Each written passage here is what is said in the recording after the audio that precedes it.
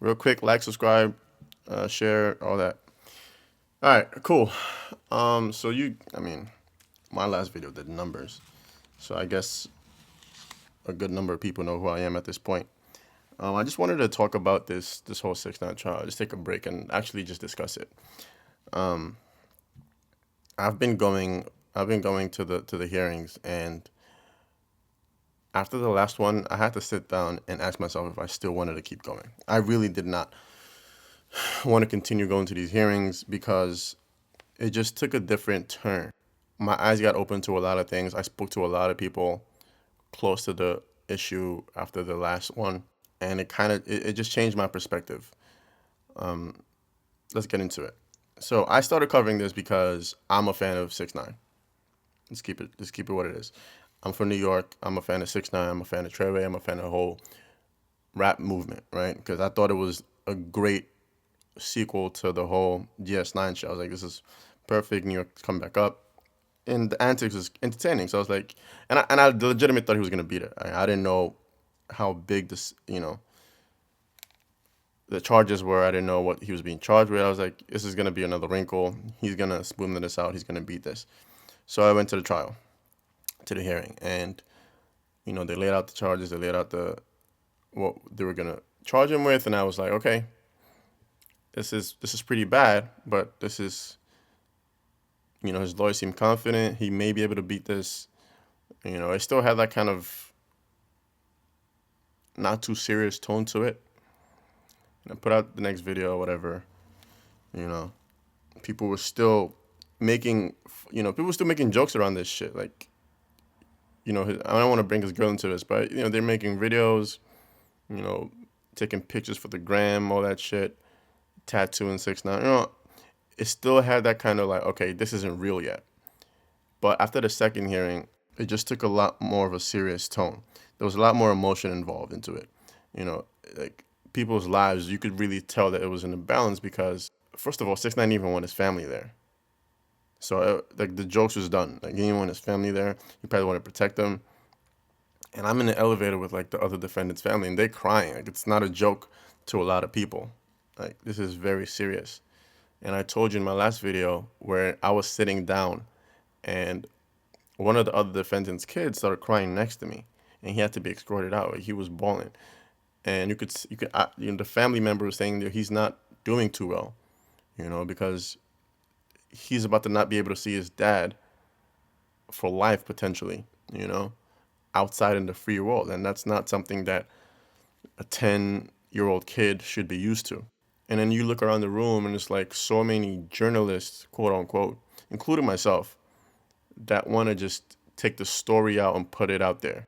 And there's people that call what we're doing clout chasing, right? You got lawyer for worker who isn't really a criminal lawyer, and this case has nothing to do with him, but he's in every single hearing trying to, I guess, up his brand, and or maybe he just wants to inform people. I don't know, because that's why I'm doing it. I'm doing it because I actually care about how this ends up. I want to inform the people. I'm a fan, so first of all, I want to know. But second of all, like, I want to know firsthand, and second of all, I also want to inform people like myself.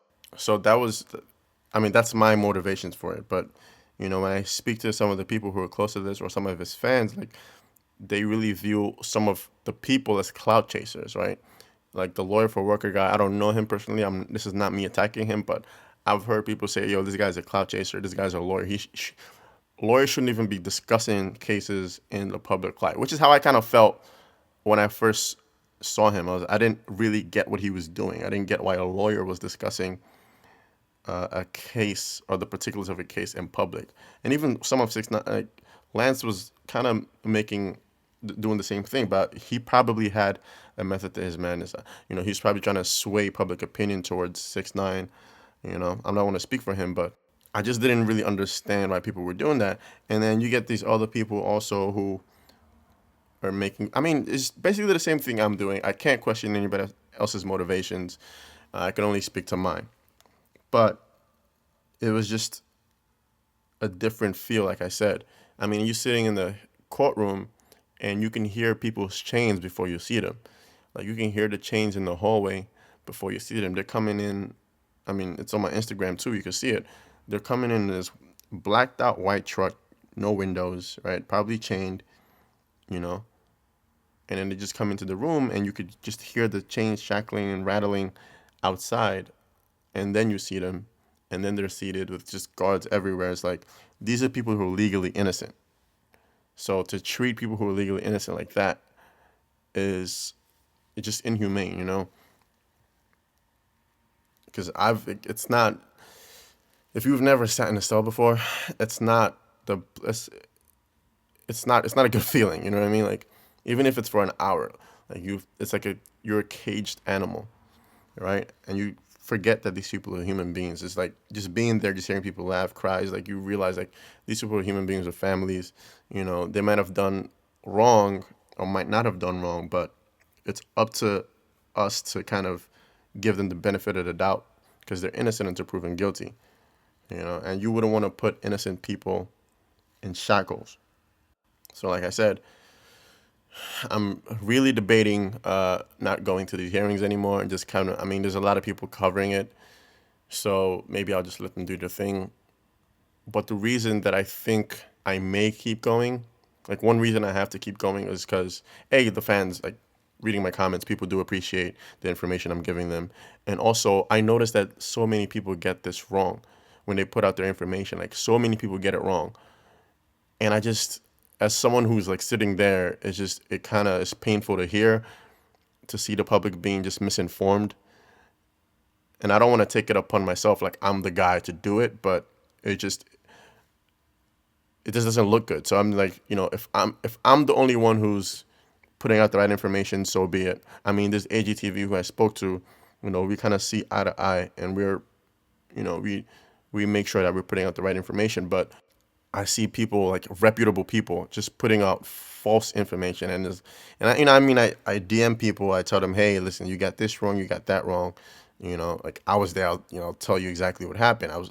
And usually I'm the closest person to to the front of the court, so I pick up on all these little things like facial expressions, the whole mood of the court, what people are doing while the judge is talking, you know, people who put their heads down and stuff like that.